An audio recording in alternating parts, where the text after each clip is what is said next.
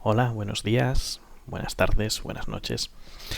Soy Mariano Urraco Solanilla, doctor en Sociología por la Universidad Complutense de Madrid y actualmente profesor también en Sociología en la Universidad a Distancia de Madrid, la UDIMA.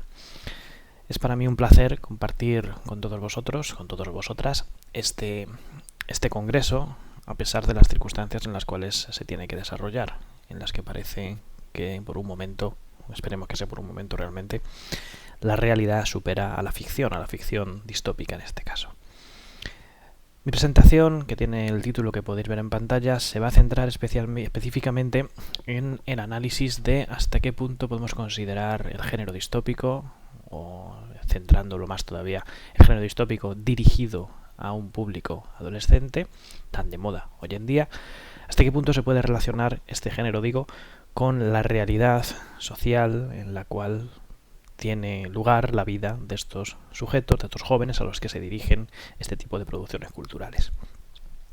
No deja de ser una reflexión que ha estado ya apuntada o recogida de alguna forma en las distintas obras en las que he tenido el placer de colaborar o directamente he tenido el placer de coordinar, como son estos dos últimos libros, empezando por la izquierda, de Esclavos y Robots y Esclavas, Paisajes Transmediáticos, o especialmente Mundos Z, Sociologías del género zombie.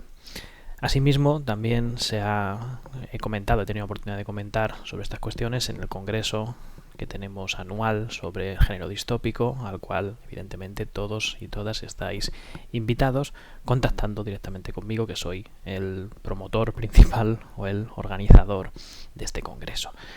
Como veis, yo soy un sociólogo, pero soy concretamente un sociólogo pop, por así decirlo, es decir, que analizo los fenómenos de cultura popular y trato de hallar sentido o hallar la relación que se establece o que existe entre estos fenómenos y la sociología más dura, ¿no? Bien, abordando la cuestión de la distopía, pues lo primero que tenemos que plantearnos, veréis que no voy a tratar todos los puntos de todas las diapositivas en un intento de ganar tiempo. De alguna forma también os conmino, si queréis, a leerlo más detenidamente, a pausarlo y llegado el momento a preguntarme lo que queráis, claro. En ese sentido, en la revisión inicial de la distopía, bueno, todos tenemos claro a qué nos estamos refiriendo cuando hablamos de este género. Y cabe señalar como una de las tendencias más recientes en cuanto al género se refiere ese rejuvenecimiento, ¿no? Ese paso de protagonistas maduros a protagonistas adolescentes. En obras, como podéis ver, que han sido sagas cinematográficas de éxito, a partir de sagas literarias igualmente de éxito, como Los Juegos del Hambre, Divergente, El Corredor del Laberinto y tantas otras que podríamos comentar. Como digo, mi propósito es vincular la sociología, el análisis de la sociedad, con lo que sucede dentro de estas películas o de estos libros. En ese sentido, debo decir que yo soy sociólogo de la juventud, específicamente juvenólogo, que es como se llama a los de mi tribu. Y por ahí podemos hablar un poco sobre la propia evolución que tiene la juventud en nuestros días. Se suele decir, o solemos decir los sociólogos de la juventud, que se está produciendo un progresivo proceso de laberintización, si queréis, de las transiciones juveniles. Es decir, se pasa de la metáfora del tren, que es la que tenía la generación, por así decirlo, nuestros padres, años 50, 80 del siglo pasado, en la cual los individuos se suben a un vagón del tren en función de sus credenciales educativas y ese vagón, sin dejarlo, les lleva hasta la estación de la jubilación. Se pasa a un proceso de individualización en el cual el individuo ya no se sube a un vagón y no se puede cambiar, sino que ya coge su propio coche. Lo que pasa es que con demasiada frecuencia acaba en un atasco, acaba en un embotellamiento como el de la imagen central. Progresivamente se tiende a pensar que el individuo está adquiriendo o está empezando a tener sobre el control sobre su vida. Lo que pasa es que eso implica también tener la responsabilidad sobre lo que le sucede. Entonces acaba metido en un laberinto en el cual muchas veces, como le pasaba a Teseo, pues se encuentra con el monstruo, con el Minotauro. Aparte de eso, pues toda su vida, todo ese proceso de búsqueda continua de su camino por ese laberinto les lleva a una competitividad extrema. La idea general de que solo puede quedar uno y de que en la cima de la montaña solamente hay espacio para una única persona. Ante ello, se le está invitando continuamente a la persona, al joven en este caso, a competir, pero sobre todo a competir con uno mismo, es decir, a perfeccionarse permanentemente, a seguir formándose, a seguir subiendo y a no conformarse con alcanzar ningún campamento base, sino intentar siempre llegar hasta la cima o llegar al menos lo más arriba que sus capacidades le permitan. En ese sentido, tiene además una obligación, es decir, tiene un mandato ese joven contemporáneo, que es el mandato de diferenciarse, de ser único, de ser una persona absolutamente distinta a todos los demás. Claro, esta distinción se consigue específicamente a partir del consumo, ¿vale? Esto digamos que sería la vinculación entre sociología de la juventud, sociología del consumo, sociología general. Se le está pidiendo al individuo que sea un individuo, es decir, que no sea como los demás, que sea autónomo, que sea independiente y ya puestos que sea un líder, que sea que aproveche los dones que ha sido tocado con esa varita mágica que veis en la diapositiva, que aproveche los dones que ha recibido y que los utilice para llegar a ser, pues eso, una persona de referencia, una persona distinta a los demás y mejor que los demás. Bien, a partir de todas estas cuestiones, la tesis, digamos, de esta comunicación, la tesis que yo quiero exponer aquí tan brevemente, es que el género distópico, la literatura y las películas posteriores a partir de dicha literatura, tiene un componente formativo. Es decir, no es una literatura de pura ficción, sino que lo que está haciendo es transmitir una serie de enseñanzas que son válidas para los consumidores de dicha literatura, válidas en su vida cotidiana fuera de los universos de ficción que puede visitar leyendo un libro, viendo una serie o viendo una película. Es decir, todo lo que nos enseñan estas obras realmente tiene una conexión y tiene una utilidad práctica aquí fuera. Esta clave interpretativa se basa en una serie de referencias que podéis ver también en pantalla y específicamente por ser la más cercana a nuestro género hablaremos de la obra de Brooks, ¿no? La primera parte, vas a decirlo, la precuela de Guerra Mundial Z, que es Zombie Guía de Supervivencia, que si no la conocéis os puedo resumir muchísimo diciendo que es un manual, una especie de libro de autoayuda escrito en el 2003, época de auge de todos estos libros de autoayuda, literatura de aeropuerto, en la cual Brooks lo que hace es exponer una serie de consejos sobre cómo sobrevivir a la pandemia, una pandemia zombie.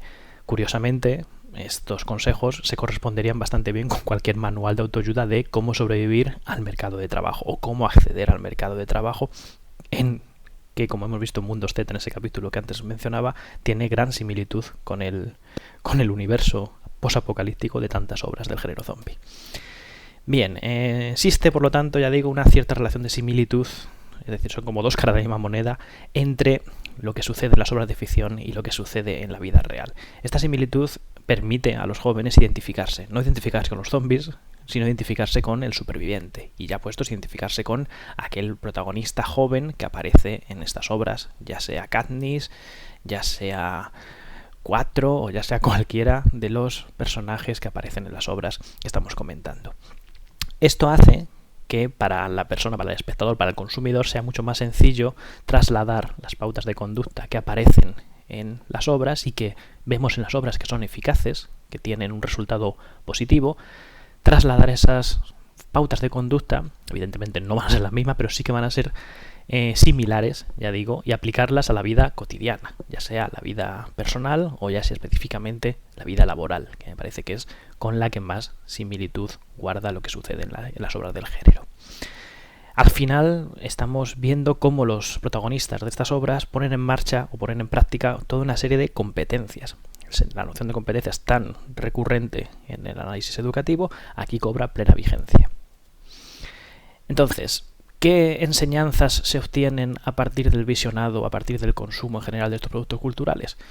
Pues diversas y varias. Vamos a comentar unas cuantas, evidentemente a esbozarlas. Primera de todas ellas, que conviene que el individuo sea único. Es decir, sé único en imperativo, tienes que hacerte distinto a los demás, porque la masa es igual a la muerte. Es decir, además esto es literalmente así en el género zombie, es decir, los zombies siempre van en grupos, en masas de zombies, ¿no? Si te quedas quieto, te atrapan, si te quedas quieto, te comen, y si te quedas quieto, caes en la masa. Entonces lo que tienes que hacer es ser distinto, explotar esos dones que hemos visto antes y aprovecharlo. Si lo pensáis, no tiene mucha diferencia esto con los consejos que se le da a los estudiantes en cualquier universidad del mundo. Es decir, tienes una mochila de competencias que tienes que intentar explotar al máximo, y ya que todo el mundo tiene su propia mochila, tú tienes que intentar que las tuyas valgan más y que las tuyas aporten un valor añadido para hacerte más empleable. Al final todo depende de ti. Esto es el lema en inglés igual es más sencillo o más nos suena más, pero la idea es esa, que no hay un estado que va a venir a rescatarte. En las obras del género, si el protagonista no hace lo que tiene que hacer, no viene nadie a sacarle las castañas del fuego, sino que tiene que ocuparse personalmente de resolver el problema. Y esto es la visión posmoderna de la independencia o de la libertad, que en realidad es una condena a la absoluta dependencia de ti mismo. Otra enseñanza, pues que aparte de todo eso, aparte de diferenciarte y de explotar tus habilidades, conviene que tengas un grupo o un equipo a tu alrededor que te permita alcanzar de manera más sencilla esos propósitos que te has marcado, solucionar, digamos, las papeletas, solucionar la situación distópica en la cual nos movemos. Tienes que ser el mejor.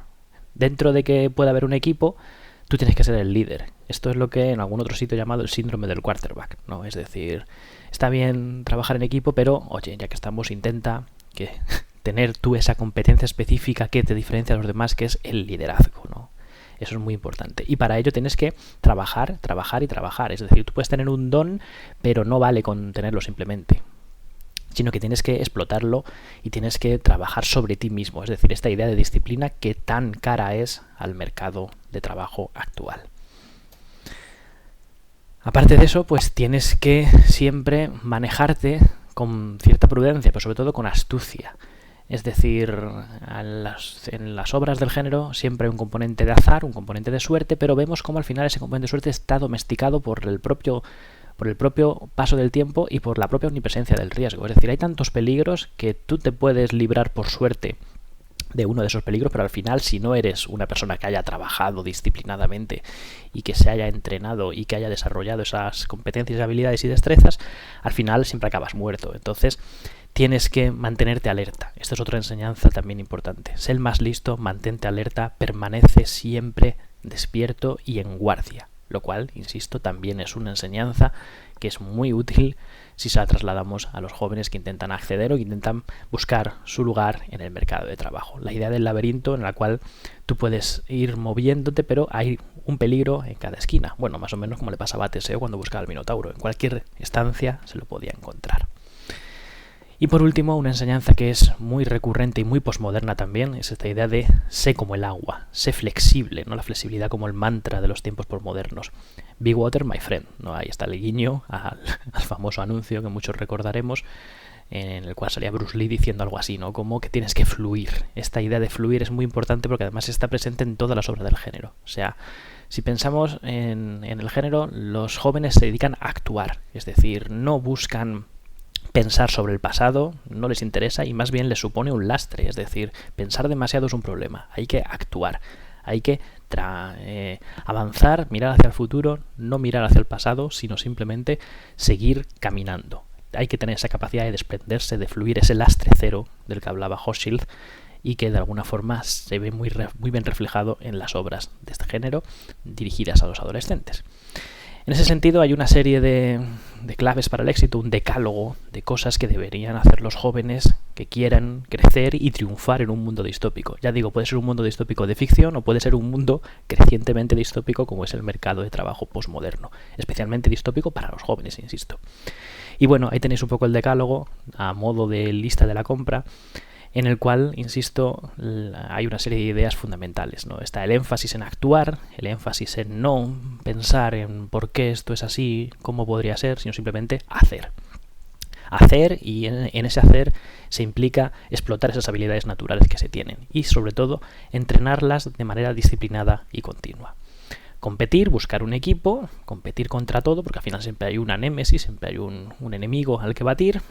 Y sobre todo, una vez que se ha conseguido esa competición, una vez que se ha entrado en esa competición, llega un momento en el cual te tienes que ganar el descanso. Y cuando lo has conseguido, dejas que otros se ocupen de manejar lo que vendrá después. A ti no te interesa, al joven no le interesa lo que puede pasar después en esa sociedad, sino simplemente le interesa que le dejen tranquilo. Ahí tenemos a Katniss y el final de su historia, que nos viene a traer esta idea última que aparece en negrita. No te centres en lo en lo distópico, no te centres en la revolución, porque al final todo lo que necesitas es amor. Y esto es una enseñanza muy válida también para los jóvenes actuales. Podéis jugar a rebeldía, podéis enfrentaros al sistema, pero al final no es un enfrentamiento entre comillas en serio, porque una vez que alcances la posición social que quieres, ya te puedes desentender de cualquier crítica al sistema. Es decir, la rebeldía está bien cuando es una postura, cuando es una ficción, pero lo importante es el amor, el consumo, el prestigio académico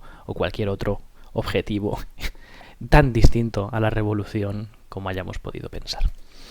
Esto sería todo lo que os quiero contar en tan breve tiempo. Os dejo aquí mis datos de contacto por si os interesara contactar conmigo y comentar cualquier aspecto relativo a mi presentación. Muchísimas gracias una vez más por la atención y por la oportunidad de participar en este congreso. Ánimo con todo, un abrazo y hasta pronto.